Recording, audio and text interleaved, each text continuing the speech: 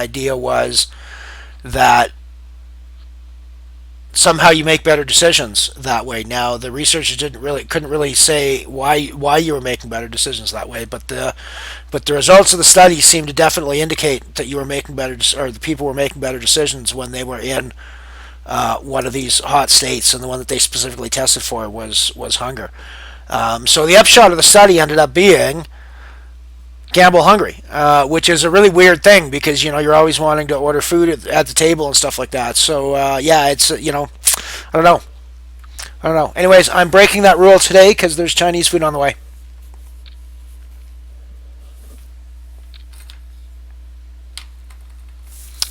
Registration ending in 6 minutes now. We are up to 2,390 people, so almost 2,400. Seems like a reasonable bet that we'll get 2,400 in the next 6 minutes. We'll get another. Oh yeah, we're 95 now, so yeah, we're gonna get 2,400. Um,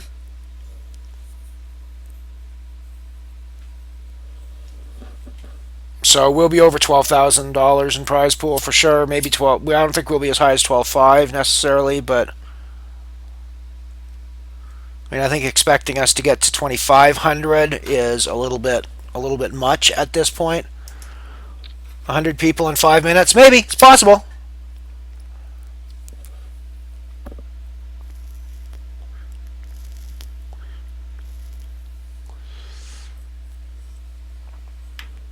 I'll keep an eye on the ticker as as we get closer and closer.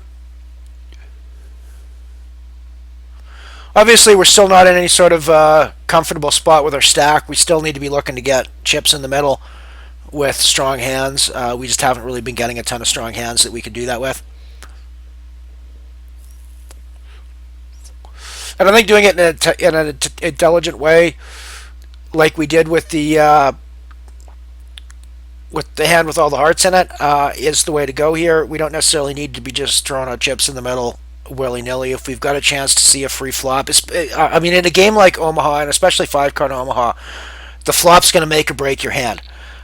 So if you can get a free chance to see it, why not do so? I mean, the equities are going to be so even and so hard to work out pre-flop that you may as well see what you've got once you hit the flop, before you start making big decisions for your stack and for a whole crap load of chips. Except in extreme cases of huge value pre-flop, perhaps.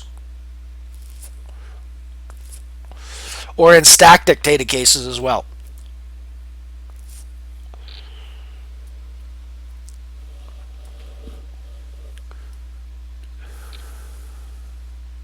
And by stack dictated, I mean like in cases like mine where I need to get my stack in order to double up with chips because I just don't have that many chips left to survive orbits. I obviously can't call this shove. This is, I don't have any sort of equity to call a shove like that.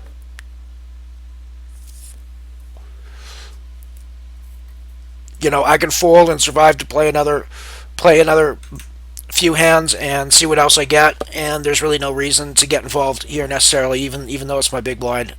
Shoving under the gun like that, you'd think the guy's got to be fairly big. Um, and if not, well, take the pot for balls then.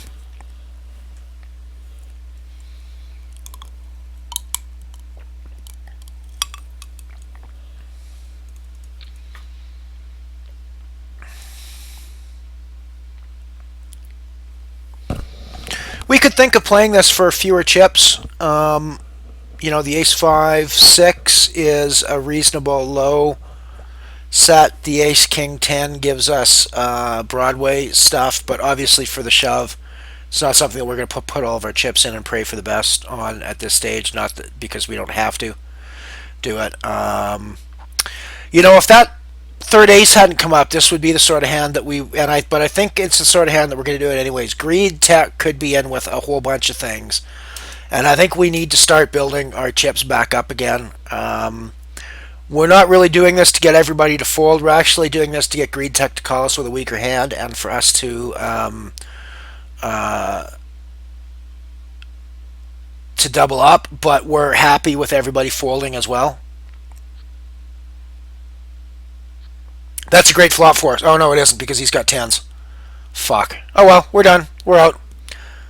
Excuse my language, but that's the way it goes sometimes in a game like Omaha, and especially in the 5 card Omaha, because things are just going to draw out.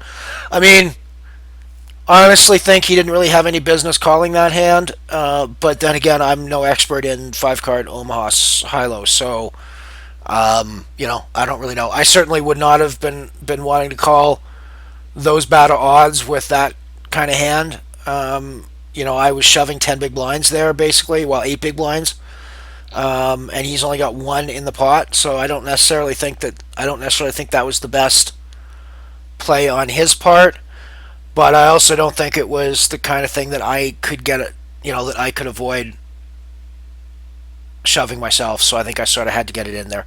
But hey, that's the way it goes, and you win some, you lose some, and it was fun to show this. I didn't really have huge expectations from today because I've never played, as I said, 5 card Omaha before. Not 5 card Omaha high low either, so it was just kind of a lark to come in and see what happened. But yeah, it was fun to hang out with you guys again. Please, there's a couple of things. There's a bunch of things happening tomorrow. First of all, at noon Mountain Time tomorrow, I am going to be streaming a weekly round 2 fixed limit Badoogie tournament. Now, these weekly round 2s are the tournament that you get entry into when you get a ticket from one of the Astronomer free rolls that I've played in other streams. So that'll be fun to watch. Also, the fact that it's fixed limit Badoogie for money will be fun to watch as well.